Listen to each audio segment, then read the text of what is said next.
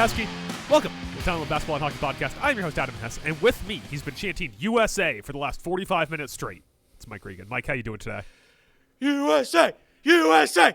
USA! Is that good? That was chant? That was your best Patrick Warburton. USA! He got worse once I tried to do the board. It got worse once you realized what you were doing. That was the best Patrick Warburton you'll ever do, Mike. It's all downhill from there. Mike. USA. Yeah. It's getting worse. You just got to stop. We are here in our first edition of the podcast that I am calling Rock, Flag, and Eagle, where we'll be covering the USA men's Olympic hockey team right after each of their games. So we are here to cover their dominant, for 2 periods, win over Latvia. 5-1. USA goes out and does it right. Does it almost right because they won by a lesser margin than Canada won over Czechia. And all we care about is being better than Canada, really. But, Mike, let's go through. Let's talk about this game. Let's talk about what happened here. We'll start off early on. Brady Tkachuk scores the opening goal on an assist by Matthew Tkachuk, who chips it over, between 2 Latvian players to Brady, who puts it in the net. After that, there was 2 disallowed goals in a row. And a poster by Brock Nelson. Yeah, Brock Nelson had a disallowed goal. JT Miller had a disallowed goal, and then Brock Nelson had a post hit. And Latvia scored to tie it, leaving the first period 1-1. What was your thoughts about this game, leaving the first period? I'm not gonna lie, Adam. I was half hot after 1 period, but just try to pull back, calm down. It's only 1 period to play. It was pretty lazy, sloppy. I get it. Like, hey, they had 2 goals that didn't go the way they got called the other one. The second one, especially that goaltender interference, I was like, that's a little. Yeah, that was anti-American. That was downright Trump's fault for that disallowed goal. What the fuck was that? Where was the interference? Please, weak. Someone point to me where the interference was.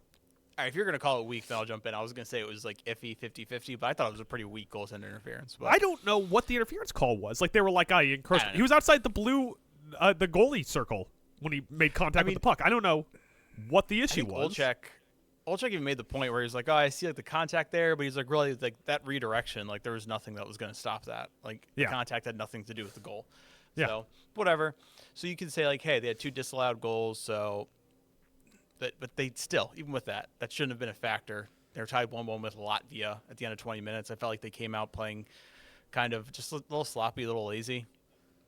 And very, very lazy and sloppy in the first period. Yeah, and the thing that the U.S. has to realize, and I'm sure they do, I'm not telling you anything new, but like Canada deals with this all the time. And I think we deal with it as well, just not to as extreme of an extent. But like every team outside of every team that plays Canada, right, that's their gold medal game. You know, so if like a Latvia plays a Canada, they know they have no shot of winning an actual gold medal. But if they can fucking get a win over Canada, that makes the whole tournament for them. Right. Can I disagree with you on that? For a second here, and then we'll get back to finish your point there. I disagree that the U.S. even deals with it from a lesser perspective. Like, the USA is the 1B in hockey now, where everyone shows up, and it's their gold medal game. And also, the rest of the world fucking hates the United States. And it's not That's just true. like, I'm not doing like a whole political, like, it's not like a Trump thing or an Obama thing or whatever. Like, it's not a political thing. It's that, you know, it's funny. They even tackle this in hit non-gay Jacob Tyranny's show Shoresy, where they say that, like, the USA can't show up and just do something. They have to be the best or they don't do it. And I think the rest of the world feels that way. So Latvia came out. Latvia came out fucking swinging because Latvia wants to beat the U.S. because they don't like the U.S. It's their gold medal game, and it's a team they don't like. Yeah, so you're agreeing with my point. I was like kind of middling it a little bit. Like, maybe, you know, we don't have the same amount of gold medals. Maybe we don't deal with it to the same level that Canada does. But I mean, we are the 1B in international hockey to Canada's 1A. So you're right. So we're gonna get every team, no matter what country we're playing. We're gonna get their absolute best. Would be the 1A if it hadn't been for Connor Hellebuck's inability to stop a Connor McDavid breakaway in overtime. Yeah. So it just felt like they came out not taking things serious. I'm going to say not seriously, but they just didn't come out ready to go is what it felt like. Yeah, and so they Latvia, that is, gets their only goal of the game just about midway through the first period on a kind of just flurry at the goal where a defenseman comes in and just tips the puck in over the blocker. But just an absolute mess on that side. Especially in the first period, we gave up way too much possession to Latvia. We let them into the offensive zone too much. There's, so let's talk about the goal. Let's just go through the Latvian goal. We have a segment later where we're gonna do a report card on a few different players. But before we get to that, we got to have what the fuck's going on with Austin Matthews conversation. No, we'll save it for then because I feel like it isn't going to come up then. You want to talk about it now? Okay, fair enough. So on this goal, Austin Matthews gets bullied off the puck. They get it in to the offensive zone deep. It's still the Matthews line on the ice, and they have the flurry shot into the goal. It's not on Hellebuck for that. This should be a Hellebuck shutout. It's just that, like, that's not a goaltender block. That, like, maybe he should have iced it, but there's just so many sticks in there. There's American sticks. There's Latvian sticks. Right. I think that Hellebuck played a very promising game, mind you, against weak competition. He faced 18 shots. Yeah, not much. Yeah, not much, but he didn't do anything wrong. Like the one goal he let in, I don't know if you could say that's a Hellebuck goal. Yeah. All right, I will. so let's. I'll say it's a Hellebuck goal. There you go. Mike hates Connor Hellebuck. Let's jump to the second period here. USA comes out, just absolutely blitzes the face off of Latvia. Ends up getting 2 goals from Brock Nelson and 1 from Tage Thompson on the backhander over the shoulder of Elvis Merzlinken, who had a great 1.5 periods and then just started getting shelled. Not much he could do about that. Yeah, I mean, when you consider he faced 38 shots,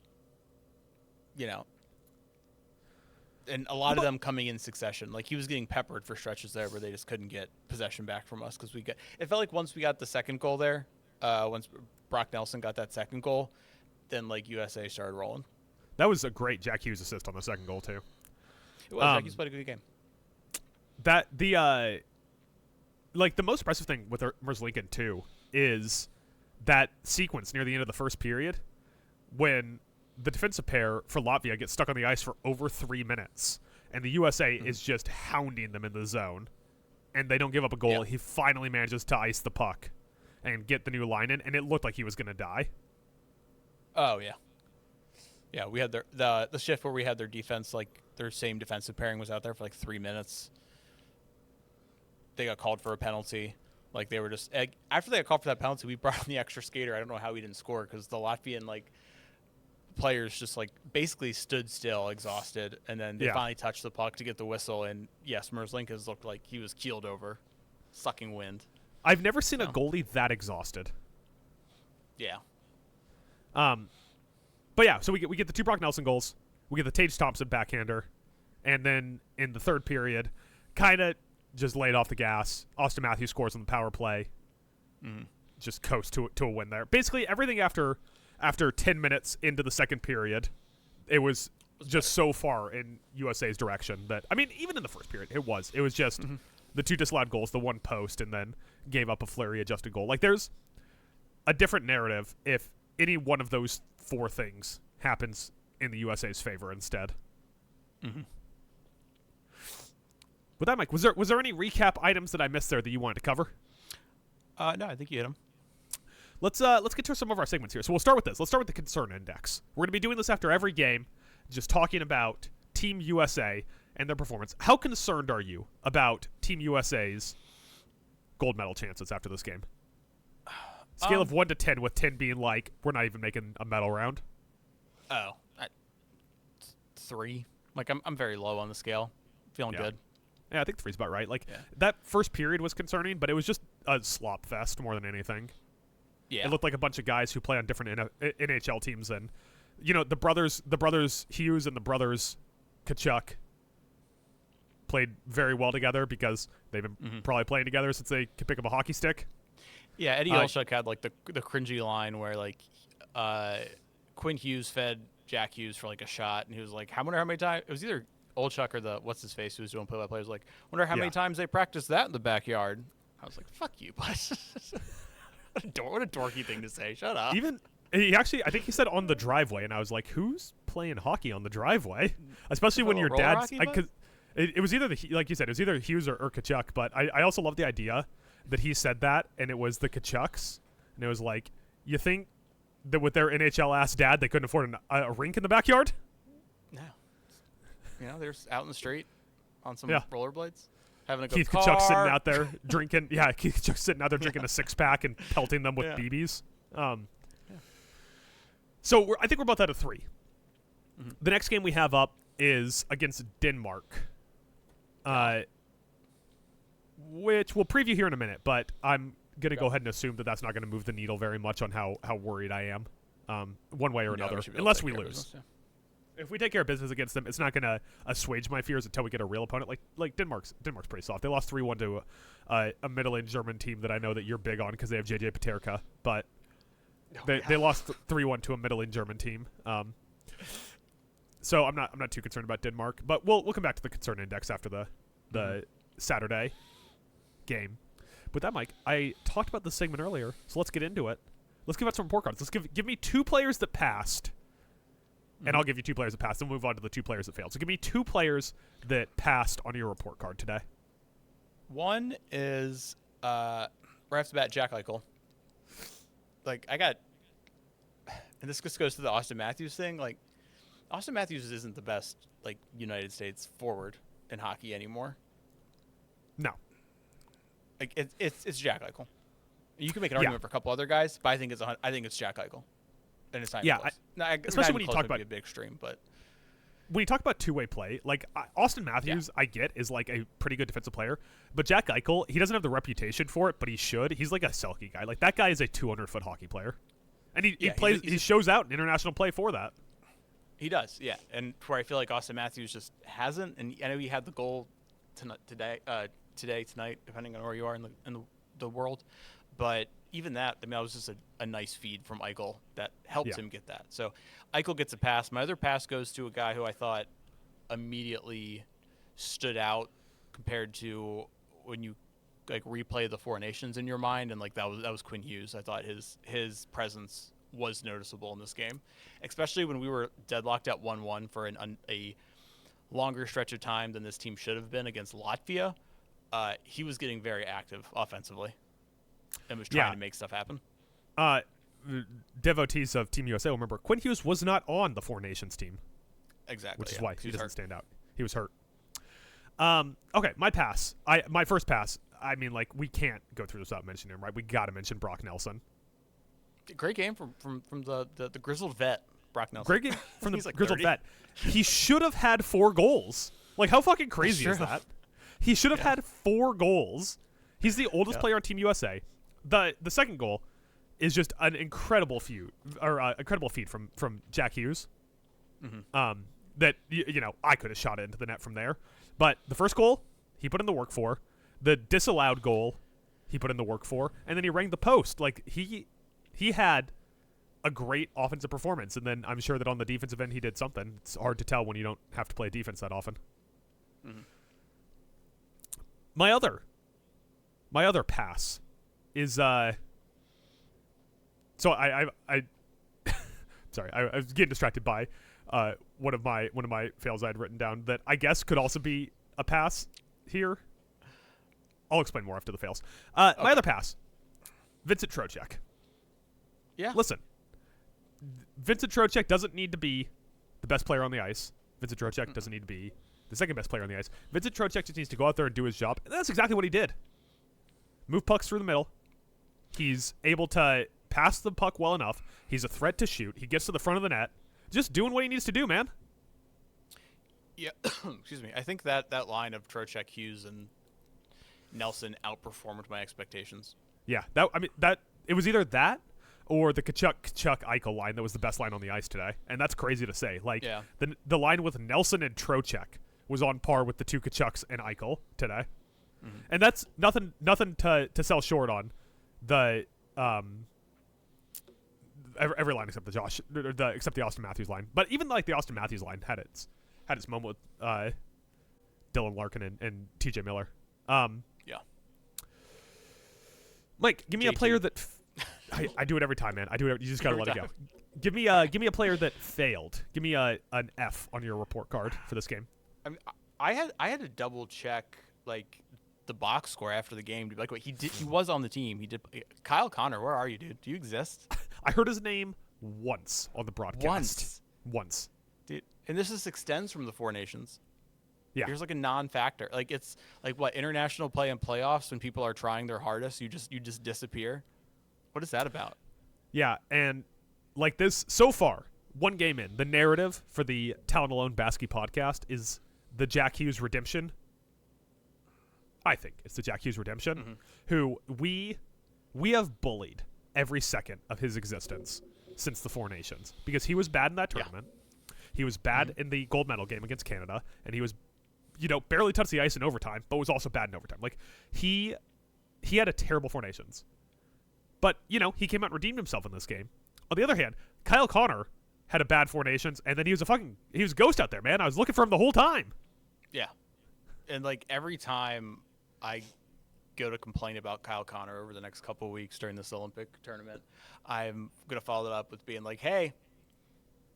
Cole Caulfield's just sitting at home. Yep. I'm gonna keep mentioning it.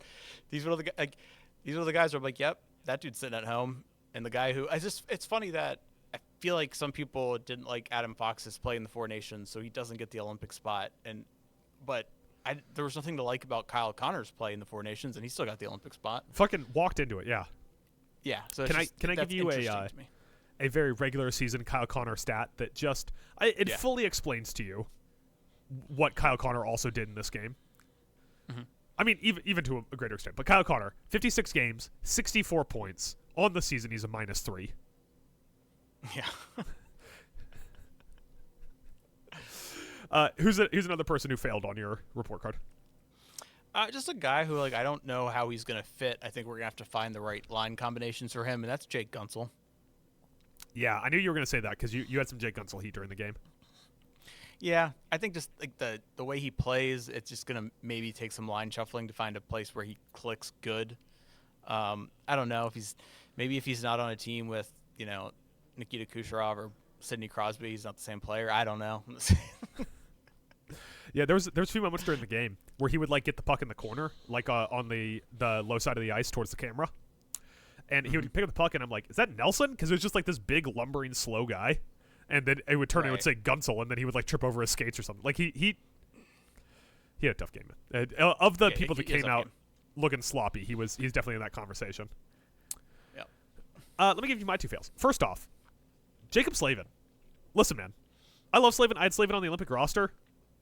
Slavin was another guy that just went out there and looked slow. And this was a guy I thought about either putting on my pass or fail because he's borderline because it's okay, what do you want Jacob Slavin really to do? You didn't put Jacob Slavin on this team because you're that guy needs to be the Quinn Hughes, fucking quarterback of the power play guy. You want Jacob Slavin out there in defensive zone starts, getting the puck off people's sticks and getting through the neutral zone. And to an extent, he did that. I would love to see his passing accuracy. I'm sure he had one pass the entire game. He didn't touch the puck a lot. But every time he was on the ice, man, he just was he looked fucking slow. He looked like he was lumbering. When you're on a team with Zach Werenski, Jake Sanderson, Quinn Hughes, Brock Faber, and Charlie McAvoy, when you're Jacob Slavin, you're going to look like the slowest motherfucker to ever touch a blue line in your life. Yeah. Because I was thinking of this, who's the one defenseman who has to show out because they'll be the first defenseman people will point at and go, Adam Fox didn't make the team, but this guy did? Hannafin or Sanderson, I think. I think Slavin's safe because Slavin has a defensive reputation. I was thinking Sanderson, but I thought Sanderson actually played a solid game. Yeah. So. Sanderson, if we had to put every player on a pass or fail, Sanderson would be a pass because he was the only defenseman who wasn't just slapping it from the blue line for the entire first period. He was at least trying to get down into the zone a little bit. But yeah. My other fail, gotta mention Austin Matthews, man. Yeah, I know he got a here. goal, but still, he's not having the gravitas that is behind the name Austin Matthews doesn't match the impact he had on the ice today. And that's just that's the truth of the situation. Yeah, and he gets bullied off the puck in the goal. He is carrying the puck through neutral and just gets tossed off the puck by not an NHL player. I don't know who exactly it was because it wasn't the guy who scored the goal, and it wasn't one of the four NHL players they have on their team. Wasn't Gergensons because he had the assist on the goal. No, it wasn't Zimgis Gergesson. Gergensons, yes. I can't, Go I Sabres. still got my allergies. It's hard for me to power through. But I don't think it was an NHL player that bullied him off the puck. It was just like some Latvian dude just pushed him off the puck. And it's like, dude, you play in the NHL. You're supposed to have you're supposed to be a MVP level center, and that happened. And then in the second period, it fucking happened to him again in the offensive zone, where he has the puck. A Latvian guy comes and puts a shoulder into him, and he's on his ass, and he just gives up possession of the puck. It's like, man, you can't be doing this. You can't, because guess what? When it's Latvia, yeah, you get put on your ass twice by a Latvian center, and it leads to one goal. Fine. And the one goal is surprising. It's an outlier. I'm not saying Austin Matthews is the reason that this team was tied for a while in the first period. Mm-hmm. But against Canada, every time that fucking Sidney Crosby or Macklin Celebrini puts a shoulder into you and you end up on your ass, that puck is going the other way and it's flying. Don't let Macklin Celebrini put a shoulder in you and put you on your ass, Austin. Yeah, if Macklin Celebrini puts you on your ass, Austin, it's time to some extent. Time to hang him up. Yeah, you better drop the fucking mitts if Macklin Celebrini puts you on your ass. I mean, it tracks to like the whole case with Austin Matthews. Like after he had the big 107-point season, 69 goals, and then he fell off last year some, and then this year he's not even on a point a game pace. Yeah, they had a tough start, man. They had a tough start to the year. What am I getting a notification about? Okay, cool. I got a YouTube notification, and I was like, what am I getting YouTube notification? It was me. Yeah, I got a YouTube notification about me going live in 30 minutes. Oh, yeah. So those are our winners. Not our winners or losers. Those are our report card. Mike, let's do stars of the game and a quick preview for Denmark. Give me your... I always forget how it works. First star is the best star. Third star is the worst star, right? Yes. Or vice versa. Okay. Mm-hmm. Give me your third star of the game. Give me your leastest star of the game. Your leastest star of the game? Yeah. I totally forgot to have these picked out beforehand, so I'm going to do this off the cuff. I got a second and third star. I'll give you another one, though. So I'll be nice. So I'm going to go Eichel for third star. I think he played a big impact out there. Obviously, he basically fed Thompson. He fed Austin for those two power play goals. Obviously, Thompson's had a little bit of a finesse on it with the backhand right over the shoulder. But this is the best goal of the day, that Thompson goal. Yeah, I think so. Yeah. Second star, Mike? Second star, I'll go with Jack Hughes, who I've hated since the Four Nations, but played a really good game. It was a big part of getting the U.S. getting their head out of their ass when he fed Brock Nelson for that goal in the second period. And I don't know, I thought he played a good game, and that line might work. If you can keep the bodies off of Jack Hughes and let him cook, then it could work. There was a great when it was either when they were on the power play or where they were about to go a man up, so they had 5 or 6 players on the ice. But there was a great sequence where Quinn Hughes and Jack Hughes were basically both playing on the blue line, and they would just switch roles and who was getting the puck and diving in deep and then pass it out to the other one if they got stopped. And I was like, this is sick. The Hughes brothers both playing versatile defenseman / forward roles on this power play right now is so fucking cool. Yeah. And your first star of the game, Mike? My first star of the game goes to the man with the 2 goals. 4, if you count the disallowed goal and then the goal he rung off the post. Brock Nelson. The 4-goal Nelson. The full Nelson. Is a full Nelson 4 theoretical goals. Is a full Nelson scoring 4 goals and then having to put ice on your knees because you're in your mid-40s?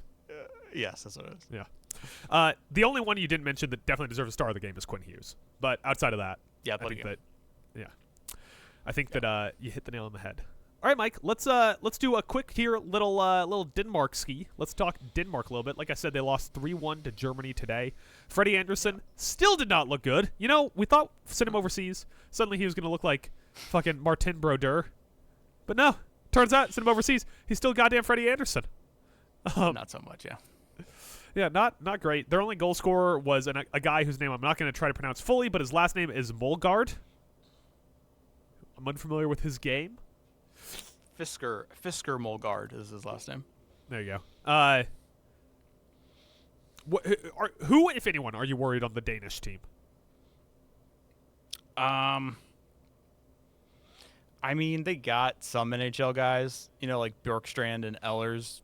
Maybe keep an eye out for them. But, yeah, Lars Ellis and Nicola Ehlers are both yes on the team. Yeah.